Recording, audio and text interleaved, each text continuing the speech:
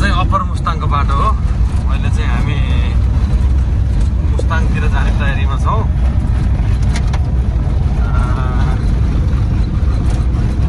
मुस्ताङको यात्रामा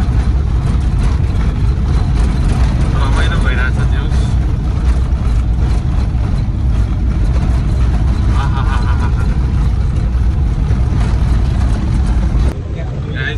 नयाँ ड्राइभर राखेको होइन।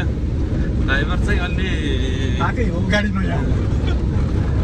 ड्राइभर खले गर्दा गर्दा यहाँ ड्राइभर राखेको त लाग्यो। त्यही भएर अलि झिकै डह्रो भइरहेछ। आज चाहिँ हामी मुस्ताङतिर जाँदै हो। अप्पर मुस्ताङको बाटो चाहिँ अलि खतम रहेछ होइन, तर साह्रै अप्ठ्यारो रहेछ बाटो चाहिँ। यात्रा जोस् राम्रै भइरहेछ। अफरोड भयो नि, झुकेर झुके भर्खर गुल्मीतिर खले गरेको ड्राइभर परेछ।